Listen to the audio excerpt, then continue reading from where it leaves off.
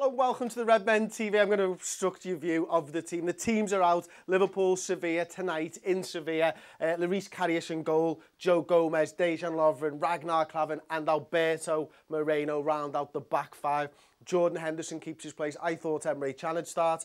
Wijnaldum, Coutinho in midfield with Salah, Firmino, Mane. So I got one wrong. It's not too bad, to be honest with you. Got a substitute wrong as well. We got Mignolet, Milner, Trent, Can, Solanke making the bench, Alex Oxlade-Chamberlain and Daniel Sturridge. Now, the first team is very, very strong, isn't it? I mean, there were shouts for Trent Alexander-Arnold to come in at right back, but I think it kind of makes sense for me. It's still a big game. Sevilla will have a lot of the ball, you'd imagine, with them being the home side, being a good European side and stuff. So Joe Gomez on that right-hand side does make sense. Plus, he's been playing brilliantly. Will he have the legs to go against Chelsea at the weekend? Because I imagine we'll need him there. We'll find out, I suppose. Jordan Henderson keeps his place. No Emre Can in the start lineup. I'm surprised at that one, to be honest. That was one of the real ones I thought was almost guaranteed. Like I do my starting 11, and sometimes I write it down, sometimes I don't. But I did write this one down, and I really thought that Emre Can would start. So it really surprises me, actually. And then, listen, look, Coutinho, Mane, Firmino, Salah. Goals, goals, goals. That's what this Liverpool side has got. The substitutes bench, no Lallana, which is disappointing, isn't it? Obviously, he's travelled over there. Danny Ings has travelled as well. No Danny Ings, which I'm a little bit gutted about. But then, really, whose spot does he take? But the Lallana one, I really hope to see him in the squad, in the matchday squad. You know, he's been in training now for over a week. He's been doing those double sessions and stuff. So, quite surprised that he's not made the bench here. But maybe that is just a little clue into how seriously Klopp is taking this game. You know, at the end of the day, we can have European qualification sewn up if we manage to beat Sevilla tonight, and that's what we need to do. Have you got a nice little comment to start me off, Tom? I do. Matthew Doino says, strong, great squad. Thought we'd see Trent, but this will certainly do. And that's right, isn't it? Yeah. Octavia Pizzana says, Paul's dad got the team right. I don't know. I mean, you know what? I can see it. Karius, Gomez, Lovren, Klavan, Moreno, Hendo, Gini. Yeah, he did. Taxi for me. Maybe what I'll do in future is just ask Paul's dad, John, what he thinks the team will be, and then I'll just do that. Because, yeah, seriously, he's good at that. What's wrong with Matip? Thijs saying he was majored out for this game, but Klopp spoke in his pre-match press conference that he should be in contention for the game at the weekend against Chelsea. And he's actually back in Liverpool training, and he's doing those double sessions and stuff. So it's looking likely that he'll be either back in the side or back in the matchday squad for Chelsea. And hopefully we won't need him, but that'd be great.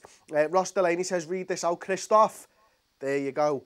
Just a fan. Why not Daniel Sturridge? I think Firmino's just Klopp's number 9, isn't he? You know, funnily enough, me and Paul have just done the podcast. It's out now. You can get it on iTunes, Stitcher, Podbean, Acast. It's actually hosted on Acast. We put the links on our Twitter at the Redmen TV and stuff. So you can go over there. We do a large proportion of the show once you get past the first question, which is mad, by the way. A large proportion dedicated to Daniel Sturridge and whether it's right for him to move on, whether Klopp should let him move on, whether we can understand why. So really, I mean, we did probably 20-25 minutes on Daniel Sturridge, quite in depth. The answers are all there if you go over and check that podcast out.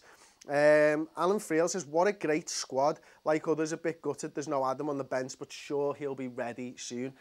And that's it. I mean, let's just take a moment. That is a very, very strong squad now, isn't it? You know, we're coming into the crunch games this season. You know, big game tonight, big game at the weekend, huge away game again at Stoke on Wednesday next week. This is the time you need your squad all available. Matip looks to be coming back from fitness. Adam Lallana's close, we know. Danny Ings has finally travelled with the squad for a first-team game and stuff. So he's even coming back into contention. And I mentioned on my starting 11 prediction, I wondered whether that's linked with the Daniel Sturridge rumours about going in January and whether we'd see more minutes for Danny Ings over the coming weeks and months before January in case Sturridge were to leave. And you know what? Maybe it's even like a... Let's have a look at him, let's get him training with that first team properly, and then Klopp might be informed a little by Danny Ings and his form and his fitness, whether he can actually let Daniel Sturridge go, if that's what Daniel Sturridge wants, which I'm not saying it is, but I can totally understand. I've got 2 here for you. Go ahead. So, but Michael Garner... Is any of them Benjamin Yeboah? Because when you've got a name like Yeboah, your comment needs reading out, but we'll come to yours first. So, one opinion, Michael Garner, that means Emre will definitely start against Chelsea, and Telephonic saying no Chan again, possible phasing out of the team now that he won't sign a contract. Okay, So I'll two start with different Michael viewpoints. Garner was the first one, wasn't it? Okay, Michael Garner, I don't think that means he's definitely starting. Gino Wijnaldum played at the weekend, didn't really do a lot of running, didn't really have to, played sound. He seems to be a good fit with Jordan Henderson. I just wonder whether he's a little bit more disciplined in his approach to that, like, second fiddle midfielder, if you will, for want of what it's probably actually called. So I think, you know, what we've seen is this from four, and, you know, there's a little bit of the two, and then these two are kind of in the same position here. If you look at the pass maps, and because obviously he's coming forwards and stuff, and he's just a little bit more willing to just sit there. And I wonder whether that is the reason why we've seen Gino Wijnaldum. But that being said, we've seen Emre Can in this position a few times this season. He's been absolutely sound. In fact, some of our performances early on in the season, when we had Can, when we had Henderson, when we had Wijnaldum, they were great games. You know, we beat Arsenal 4-0 with that three-man midfield, so we know that they can perform together. But I think the inclusion of, like, your Coutinho or your Adam Lallana means that you're probably right. Wijnaldum and Can could be in rotation for this spot. Don't forget you've got Alex Oxlade-Chamberlain. Don't forget you've obviously got James Milner as well, who can be coming into this side. So options all over the field, really. And, you know, we're probably a little bit slim in the attacking sense, in that these guys just seem to be that cut above everybody else. But everywhere else. What was the second part of the question, mate? It was basically the counter-argument saying, is he getting phased out? Yeah, I wonder whether that's the case, to be honest. I mean, there's been so many rumours over the last sort of 12 months now of Emre Can going to Juventus and possibly back to Germany and stuff like that, that I still don't think that that's something, if I'm honest, the Klopp would do. I think he would utilise his squad, because let's be honest, Emre Can's a very, very good footballer. I think with the amount of games we've got over the next month and a half, or it could even be 2.5 months until the end of January almost, because we might sell him at the end of January. You know, no one considers that. That you would just utilise him because he's part of the squad and he's a good footballer. So yeah, but you know what? I live to be proved wrong. Chris says, Ultimate Beans, can you tell me why Klopp has used this defence that makes me want to go and I don't know whether I'm supposed to know what that means. Go A-N-E. Can someone explain to me what that means? I think it's bad. I think he doesn't like that defence. Matip's injured. Moreno's boss now. That's a thing.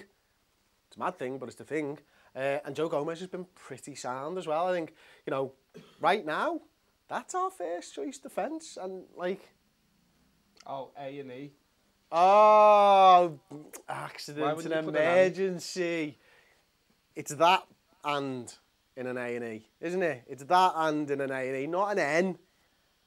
Yeah, divvy. How many people actually got in touch and said, yeah, lad, it's just A&E. So there you go. Listen, it's the state that we're in at the moment, that right now is probably our first choice back four.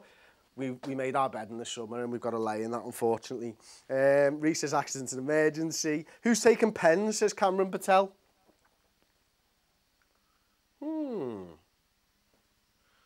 That's an interesting one. I'd give it Bobby. Yeah, Bobby. Tyson shouted just as I was saying it there as well. Gomez at centre-back. Tonight? Nah. The Gomez at centre-back thing, we've spoken about it a few times now, haven't we? It's literally, for me anyway, it's just that Trent's not going to play every game at right-back, so you can't have Gomez in the centre-back every game, and I think you do need partnerships in the centre of the defence, and if he's going to be in there for the game, out there for the game, resting centre and stuff, it just doesn't seem to sit right. But, interestingly, you know, what's been happening and why I like the Gomez thing is that we are starting to see when we're attacking this sort of, as I kind of alluded to before, you know, because Moreno just attacks so much that they're kind of slotting into a back three, and we saw for England how good Joe Gomez is in a back three, so he often finds himself inside right almost. So that's why he's working. See me like flinching because I keep thinking Gomez is going to fall. That's why I think Gomez works really well. And I think the Trent Alexander-Arnold thing, he's not quite as disciplined. He's not a centre-back. He's not even a right-back, or he could turn into that right-back. And he's playing really well there, of course. But I think that's why it's to add that little bit of solidity on the right-hand side. If Alberto Moreno decides to push on, and push on he will, because he is Alberto Moreno. Any more for me, Tom? Spartak 1-0 now. Yeah, that's a bit gutting. Yeah. 0-0 at half time. I was about to I was about to say that myself, so I was Great researching it. interjections. Carriers, fuck's sake, says Research. Mates TV, FIFA is balls. Okay, thanks, Paul. I think I've walked in the middle of an argument. Mr. Bolognese, I love your comments, Mr. Bolognese. Chris, your hair is almost as good as the spaghetti I cooked a while ago. I don't know if that's a compliment, because my hair's not as good as spaghetti. What do you think, Tom? Is that a compliment, or is it just another lit comment from Mr. Bolognese? Oh, yeah, lit. All day lit. I've got a I'm comment down for with the you. kids. Yuri Galachian. Yeah. Would the midfield of Lallana, Phil and Hendo be too offensive? No, not at all. There's games this season where I think we will see that, and I've been looking forward to it for a while now. I think Lallana is one of the most defensive attacking midfielders in the world. Phil Coutinho knows how to track back. We've got Roberto Firmino, who's basically a centre-back playing centre-forward. He wins the ball that often for us. So no, I don't think it is. And the one worry that I would have if that was the case, for example, so we'll just throw it in there, is that I still kind of think that on paper it's really, really attacking. We'll just score loads of goals. My worry is, can this guy be all of this? And I'm not sure that he can. Does that make room for Naby Keita next season? Question for you. So I'm not sure. So there's the starting 11 again.